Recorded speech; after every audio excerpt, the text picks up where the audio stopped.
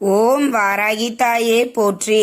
அனைவருக்கும் வணக்கம். நான் உங்கள் சாந்தி பேசுகிறேங்க. இன்றைய பதிவில் நாம் என்ன பார்க்க போகிறோம் அப்படின்னு பார்த்தீங்கன்னா, குடும்பம் செழிக்க பெண்கள் கடைபிடிக்க வேண்டிய ஒரு 10 விஷயங்கள், அது என்னென்ன அப்படிங்கிறத பற்றி தான் இன்றைய பதிவில் நாம் பார்க்க போகிறோம். அதற்கு முன்னாடி நம்ம சேனலை சப்ஸ்கிரைப் பண்ணாதவங்க சப்ஸ்கிரைப் பண்ணிக்கோங்க.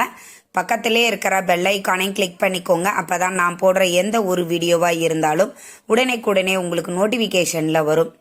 இன்றைய காலகட்டத்தில் அப்போ இருக்கக்கூடிய நம்ம அம்மாக்கள் பாட்டிகள் இருந்த காலகட்டம் வேற, நாம் இப்போ வாழக்கூடிய கார்ப்பரேட் காலகட்டம் அப்படிங்கிறது வேற. அப்பெல்லாம் பாட்டி அம்மாலாம் சொல்லும்போது நாம் சொல்லக்கூடிய முதல் வார்த்தை என்ன? அம்மா அப்பா மாதிரி எல்லாம் இப்போ கிடையாதுமா, இதெல்லாம் எங்களால் பண்ண முடியாது அப்படின்னு நாம் சொல்லுவோம். அப்படி இல்லாமல் இன்றைய காலகட்டத்தில் நாம் எளிமையாக கடைபிடிக்கக்கூடிய ஒரு 10 விஷயங்களை பற்றி தான் பார்க்க போகிறோம். இந்த 10 விஷயங்களை நாம் ஒரு பெண் கடைபிடிக்கிறாள். நான் திருமணமான பெண்களை மட்டும்தாங்க சொல்கிறேன். ஒரு பெண் திருமணம் ஆகிறாள் அப்படின்னா அவருடைய குடும்பத்திற்கும் கணவனுக்கும் குழந்தைகளுக்கும் அவர்களுடைய குடும்பத்திற்கும் செல்வம் செழிப்பதற்கு நாம பெண்கள் ஒரு சில விஷயங்களை கட்டாயம் கடைபிடித்து தான் ஆக வேண்டும். முழுமையாக நாம கார்ப்பரேட் உலகமா நம்ம மாறிட்டோம், அதுக்குள்ள வந்துட்டோம் அப்படியா அப்படின்னு கேட்டா கிடையாது. ஆனா கார்ப்பரேட்டே இல்லாம நம்மளால வாழ்றோமா அப்படின்னு கேட்டா அதுவும் கிடையாது. இன்றைய காலகட்டத்துல எல்லாருமே நம்ம ரொம்ப நுனி வரல்ல நம்மளுடைய உலகம் வந்துருச்சு. ஆனா நம்மளுடைய பாரம்பரியத்தை எப்பவுமே கடைபிடிச்சுக்கிட்டு நாம கைவிடாம வந்துகிட்டு இருக்கோம்.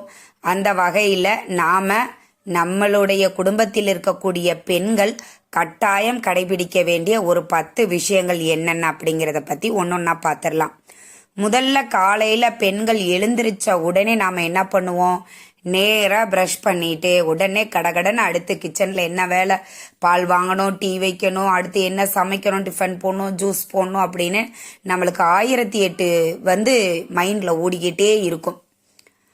ஆனால் நாம் காலையில் எழுந்திருச்சு நீங்கள் குளிக்கணும் அப்படிங்கிற அவசியம் கூட கிடையாது. பல் விளக்கிட்டு மூஞ்சி கை கால்லாம் கழுவிட்டு முதல்ல நீங்கள் பண்ண வேண்டியது சூரிய நமஸ்காரம். இதை நம்ம எத்தனை பேர் பெண்கள் செய்கிறோம் அப்படிங்கிறது தெரியல. ஆனால் காலையில் எழுந்திருச்ச உடனே சூரிய நமஸ்காரம் செய்வது அப்படிங்கிறது மிகவுமே நல்ல விஷயம். ஒரு 5 நிமிஷம் கூட சூரிய நமஸ்காரம் செய்வதற்கு நம்மளுக்கு ஆகாது.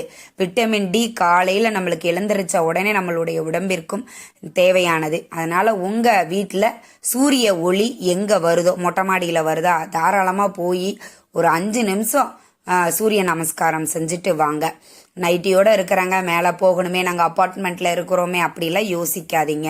கண்டிப்பாக காலையில் எழுந்திரிச்ச உடனே சூரிய நமஸ்காரம் அப்படின்னு செய்வது ரொம்பவே விசேஷமானது. அதே மாதிரி விளக்கு ஒன்று நீங்கள் சமையல் அறையில் வச்சுக்கோங்க. இதுக்கு குளிக்கலைங்க, நாங்கள் காலையில் எழுந்திரிச்சு குளிக்காமல் விளக்கு ஏற்றலாமா அப்படின்னு கேட்டிங்கன்னா, பூஜை ரூமில் போய் நீங்கள் நான்வெஜ் சாப்பிடலை, நாங்கள் சுத்தபத்தமாக தான் இருக்கோம், ஆனால் தூங்கி தான் எழுந்திரிச்சிருக்கோம் அப்படின்னா கை கால் மூஞ்சி கழுவிட்டு தாராளமாக விளக்கு ஏற்றலாம். அசைவமெல்லாம் சாப்பிட்ருக்கிறீங்க அப்படின்னா பூஜை ரூமில் போய் நம்ம விளக்கு ஏற்றக்கூடாது. அதனால் தனியாக ஒரு அகல் விளக்கு வச்சுக்கோங்க. பூஜை அறையில் இல்லாமல் நீங்கள் ஒரு சமையல் அறையில் வச்சுட்டு அந்த தீபத்தை ஏற்றி தொட்டு கும்பிட்டுட்டு நீங்கள் அதற்கப்புறம் உங்களுடைய அன்றாட வேலைகளை ஆரம்பிக்கலாம்.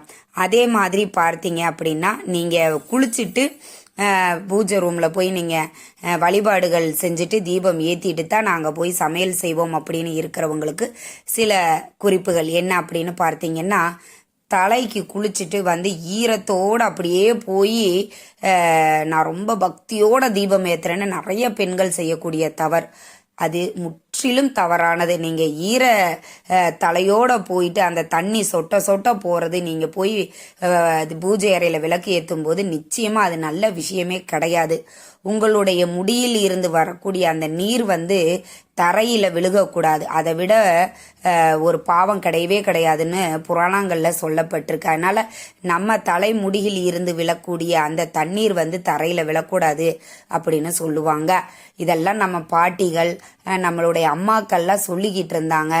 இப்போ காலங்கள் மாற மாற சொல்வதற்கும் ஆள் இல்லை. அதனால எங்களுக்கு ஏற்கனவே தெரியும் அப்படிங்கிறவங்க பிரச்சனை இல்லை, தெரியாதவங்களுக்காக இந்த சின்ன தகவல்.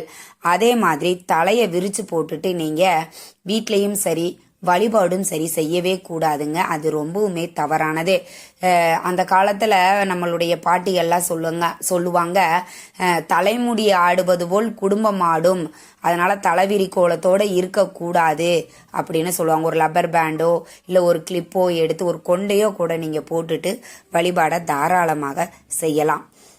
சரிங்க, இப்போ 5வதாக இருக்கக்கூடிய விஷயம் என்ன அப்படின்னா, பீரியட்ஸ் டைமில் நிறைய பேர் பெண்கள் இப்பெல்லாம் நாகரிகம் வளர அதெல்லாம் இயற்கையாக வர்றது, அதெல்லாம் போனால் என்ன தப்பு அப்படின்னு எல்லாம் கேட்குறாங்க. அப்படி கிடையாதுங்க.